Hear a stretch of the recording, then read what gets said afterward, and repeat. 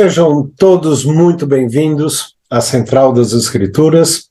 Meu nome é Carlos Lucci e para você que já é inscrito, parabéns. Você que ainda não se inscreveu, ainda tem tempo, se inscreva, aperte o sininho de notificações, já deixa seu like, faça os seus comentários, porque isso sempre ajuda o canal a crescer. E o objetivo da Central das Escrituras não é monetário, gente. Nós não ganhamos por propaganda, por qualquer outra verba vinda do YouTube, mas é simplesmente convidar todas as pessoas a virem a Cristo através dos mais variados tópicos do Evangelho restaurado. Então, não custa nada, é de graça, se inscreva, deixa seu like, faça seu comentário e ajude a Central das Escrituras a crescer cada vez mais. Como vocês viram pelo título, hoje nós vamos falar sobre pastores e ovelhas. E eu gostaria de mostrar para vocês uma primeira imagem. Vocês estão vendo um pastor romano, pelas vestes, né? Ele está com uma ovelha, um cordeiro nas costas, tem duas ovelhinhas, tem árvore, tem algumas aves, e ele tem alguma coisa na mão direita dele, parece que é água fluindo, né? Vamos ver agora uma outra imagem parecida com essa, que reforça o mesmo tema. É uma imagem romana, né? Vocês veem o pastor com trajes da época, ele está carregando uma ovelha, tem as duas ovelhinhas do lado, e ele carrega um pote com água para as ovelhas, ou para a ovelha que está em seus ombros.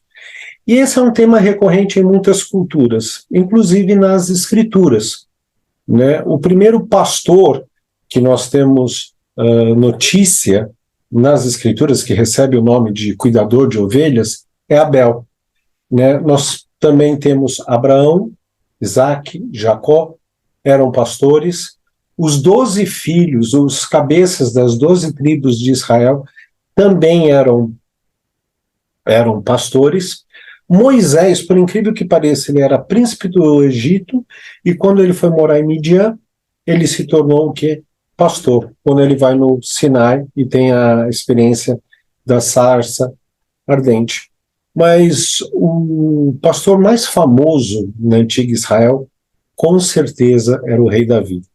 Ele estava pastoreando as ovelhas da família dele, quando o profeta Samuel o chama para se tornar o próximo rei de Israel.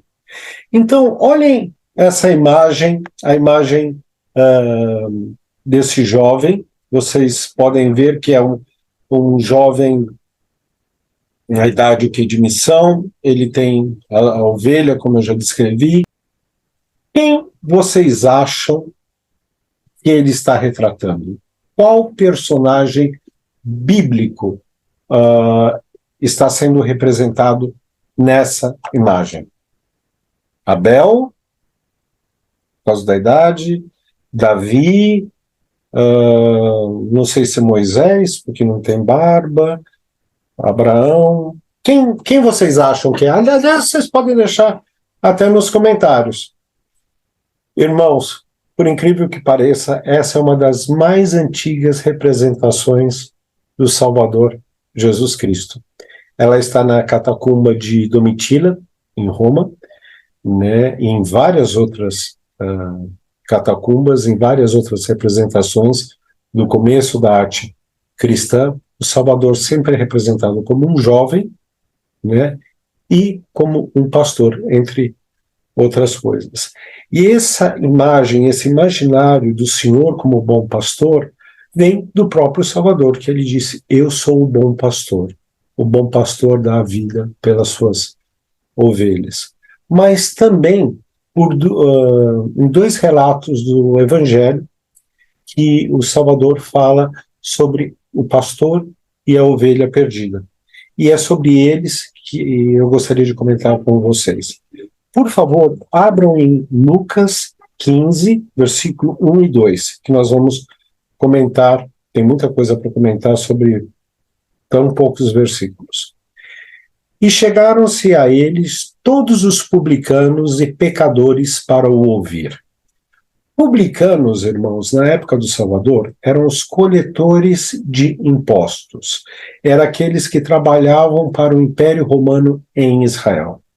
E eles eram conhecidos por serem o quê? Extremamente corruptos, por extorquirem dinheiro das pessoas. Eles não eram bem vistos de forma alguma. E pecadores eram os pecadores de todo jeito. Então nós poderíamos ler esse versículo: e chegavam-se a eles todos os corruptos, que para nós é tão conhecido hoje em dia, e os pecadores para o ouvir. E os fariseus e os escribas murmuravam, dizendo: este recebe pecadores, e ainda pior, e come com eles. Os fariseus e os escribas, eles eram, naquela época, os guardadores da lei. Irmãos, eles conheciam as escrituras de frente para trás, de trás para frente, de ponta cabeça, de todos os lados. Eles conheciam palavras, versículos, todos os detalhes da lei. E ele falava: nossa, esse que se diz profeta está comendo com corruptos e pecadores. Isso me faz lembrar duas histórias do Salvador. Uma, quando ele foi convidado a um banquete, a um jantar, e uma mulher prostituta entra e lava os pés de Jesus com suas lágrimas e derrama um óleo, um bálsamo extremamente caro, enxuga com os seus cabelos. E o fariseu, olhando aquilo, diz: se este fosse profeta, saberia que tipo de mulher estaria tocando ele. E por incrível que pareça, até um dos apóstolos, para variar Judas, olha e fala: nossa, que desperdício. Ela derramou esse óleo, esse perfume tão caro, mas tão caro, por que ela não vendeu e deu para os pobres? Então, este é o Salvador que nós temos, irmãos. Este é o nosso Redentor. É aquele que abre os braços e recebe todas as pessoas, né? Ele é justo? Sim, ele é justo, né? Ele é um justo juiz. Ele não aceita o pecado, né? Quem peca, infelizmente, vai ter que pagar os seus pecados, vai ter que sofrer as consequências dele, mas o Senhor sempre dá a chance dessas pessoas virem a Ele através do arrependimento. Ele não nega o seu amor e o seu perdão a ninguém que verdadeiramente se arrepende. E essa é uma doutrina muito profunda que nós deveríamos parar e pensar com mais cuidado em nosso coração, né? É engraçado porque os fariseus e os escribas, que deveriam conhecer o Velho Testamento tão bem, deveriam saber: esta é a característica do Messias. Esta é a característica do Deus de Abraão, Isaque e Jacó, que ele está demonstrando, que esse tal de Jesus está demonstrando, e nós não estamos vendo. Vamos ver em Ezequiel 34, do versículo 2 ao 4, o que o Senhor fala a respeito de pastores. Como sempre, vamos colocar no contexto, esse capítulo, Ezequiel está falando da época dele, né, dos líderes tanto religiosos quanto políticos da época dele, mas também ele está nos remetendo para os nossos dias, para a época da segunda vinda. E ele fala assim: assim diz o Senhor Deus: ai dos pastores de Israel que apacentam a si mesmos. Porventura não deveriam os pastores apacentar as ovelhas? Comeis a gordura e vos vestis de lã. Matais o cevado, porém não apacentais as ovelhas. As fracas não fortalecestes, e a doente não curastes. E a quebrantada não ligastes, e a desgarrada não tornastes a trazer.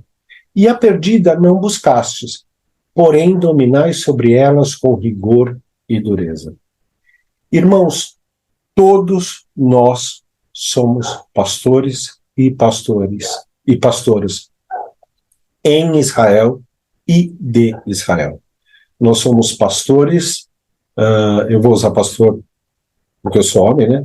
Nós somos pastores dos nossos cônjuges, dos nossos filhos, dos nossos familiares, dos membros da nossa família, dos membros da ala, que nós temos responsabilidade, mas não só disso. Nós somos pastores dos nossos vizinhos, do nosso próximo, de todas as pessoas que o Senhor colocou ao nosso redor. E essa é uma responsabilidade divina que nós devemos abraçar com intento e com toda a nossa intenção. O próprio Salvador diz que na segunda vinda dele, quando aí sim ele exercer a justiça, ele vai separar as ovelhas à sua direita e os bodes à sua esquerda. E ele falará às ovelhas deles, às pessoas que entrarão em seu descanso, né? Porque está em Mateus 25, de 35 a 40. Porque eu, Jesus Cristo, tive fome e deste-me de comer, tive sede e deste-me de beber. Era estrangeiro e hospedaste-me, estava nu e vestiste-me, adoeci e visitaste-me, estive na prisão e foste ver-me. Então os justos lhe responderão dizendo: Senhor, quando tivemos com fome e te demos de comer, ou com sede e te demos de beber? E quando te vimos estrangeiro e te hospedamos, ou nu e te vestimos? E quando te vimos enfermo ou na prisão e fomos ver-te? E respondendo o rei, lhes dirá: em verdade vos digo, que quando o fizeste a um desses meus pequeninos irmãos, a mim o fizeste. Irmãos, esta é uma das razões porque nós temos a oferta de jejum, justamente para alimentar o faminto, né, matar a sede de quem tem sede, né, curar os doentes, vestir os desnudos, mas também nós, de nossa própria vontade, de nosso próprio arbítrio, devemos ajudar outras pessoas, né, independente de quem seja, que também esteja passando necessidade. Ok? Muitas vezes a gente fala: não vou ajudar um pobre na rua porque eu não sei o que ele vai fazer com o dinheiro. O Senhor não pediu para você jogar, o Senhor pediu para você dar. Ok? Mas um outro aspecto tão importante quanto matar a fome de uma pessoa, ou a sede, é ver que tipo de fome e sede tem essa pessoa. Muitas vezes as pessoas têm fome e sede de serem ouvidas, né, de serem apreciadas, né, de terem alguém para desabafar, né. Aqui ele fala da prisão, e você foi me ver, uma pessoa quer ser incluída num grupo, né. E eu não estou falando só da nossa ala, mas também da nossa família. Sempre tem aquela ovelha negra que todo mundo fala: mas fulano tinha que ser fulano de tal, né. Acolha, é a tua família, é a tua ala, é teu irmão se for uma pessoa da sua vizinhança, por exemplo, né? É muito triste ver pessoas deixadas de lado, né? Não serem visitadas, não serem incluídas, né? Serem tratados como estrangeiros ou leprosos. Então, essa é uma das medidas que o Salvador usará para separar as ovelhas dos bodes. Mas vamos continuar com Ezequiel. Em Ezequiel, ainda no versículo 34, versículo 11, do 15 ao 16. Porque assim diz o Senhor Deus: eis que eu mesmo, procurarei as ovelhas e as buscarei. Irmãos, o presidente Nelson, um dos assuntos mais caros a ele é a coligação de Israel. Quem está fazendo a coligação de Israel é o próprio Salvador Jesus Cristo. Nós somos apenas instrumentos. quando olhamos para um quadro muito bonito, a gente admira a beleza do quadro e a habilidade do pintor. Ninguém fala, nossa, o pincel que pintou esse quadro é maravilhoso, deve ser de Castor da Rússia. Não, a gente admira o quadro, a gente admira o pintor. E ele continua, eu apacentarei as minhas ovelhas e eu as farei repousar, diz o Senhor Deus.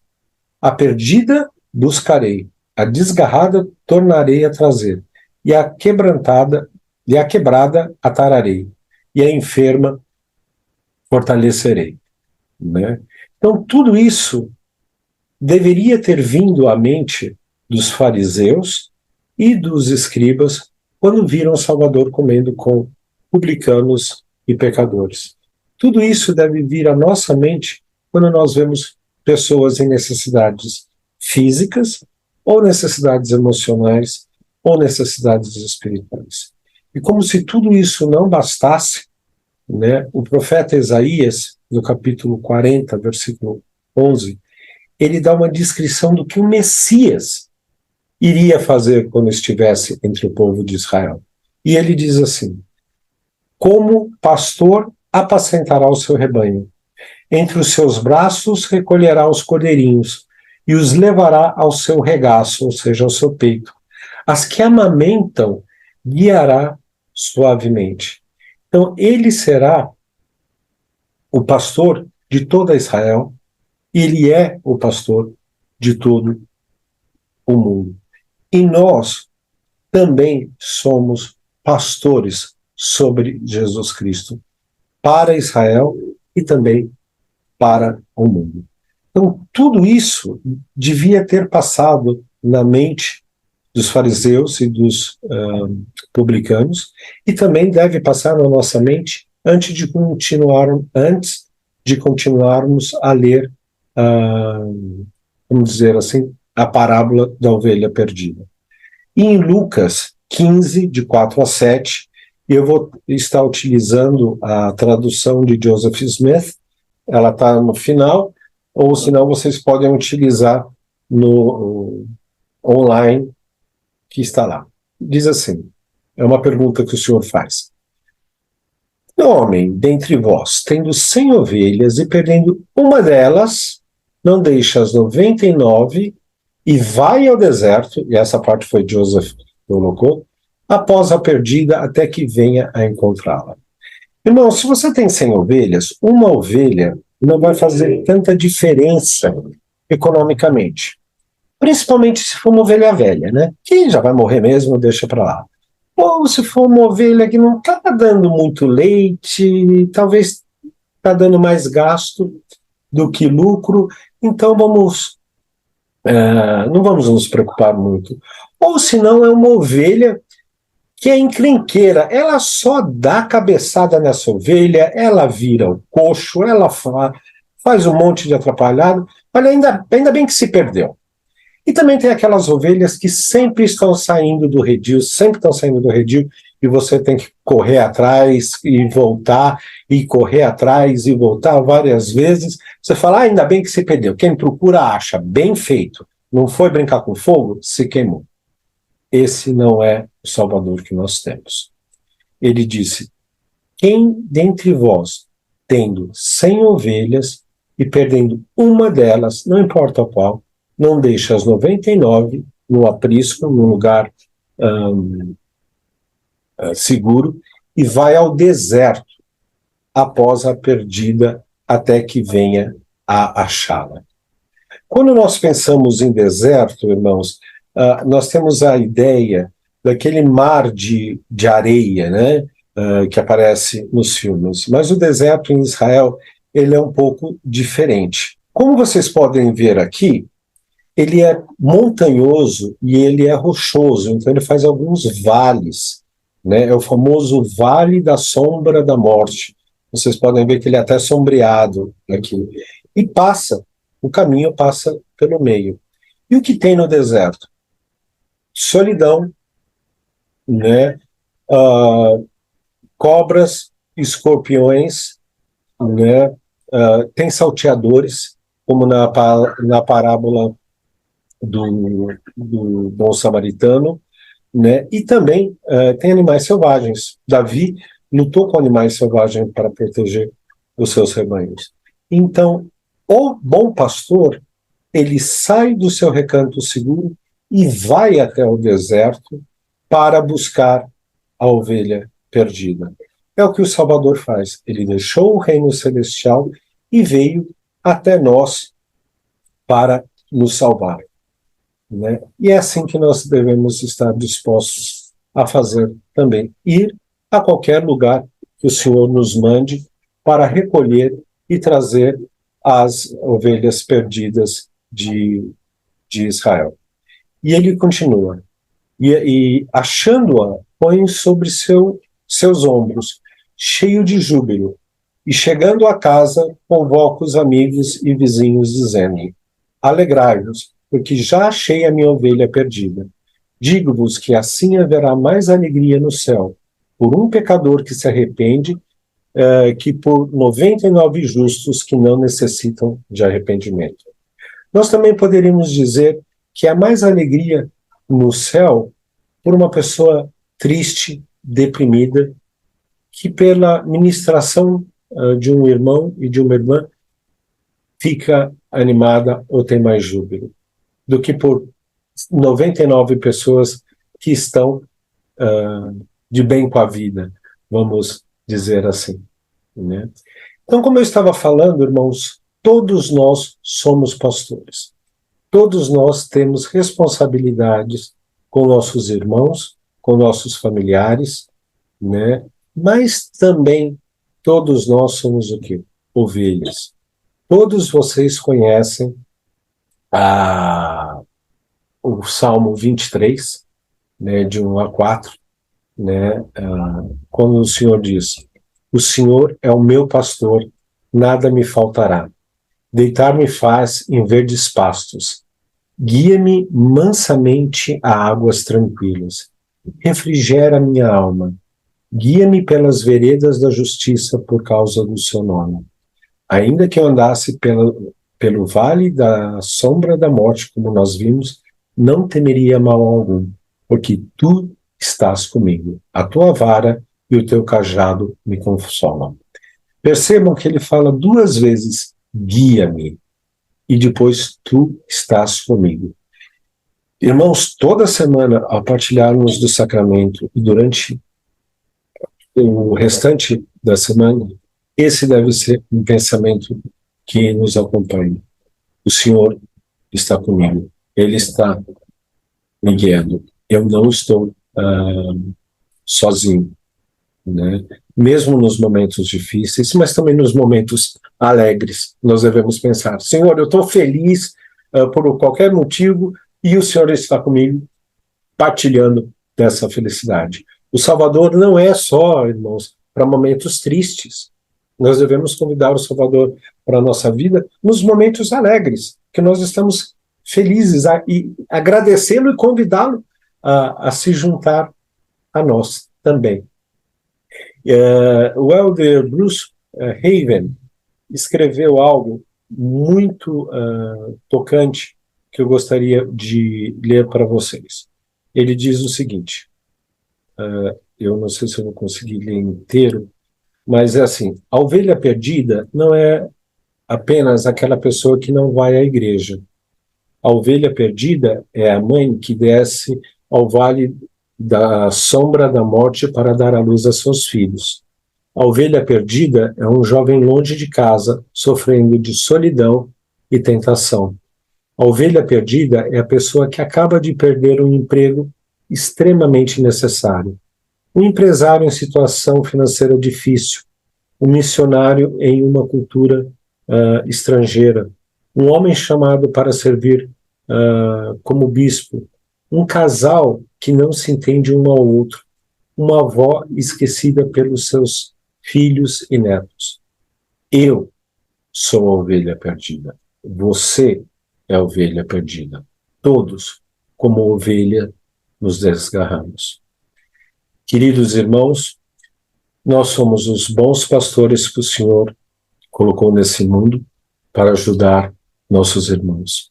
e também nós somos as ovelhas desgarradas, que uma vez ou outra também precisamos ser colocados sobre os ombros ou no colo e recebermos toda a ajuda necessária. Que não sejamos orgulhosos de não recebermos essa ajuda de quem quer que seja. Tenham todos uma ótima semana. É sempre um prazer estar aqui com vocês e até quinta-feira que vem. Um grande abraço.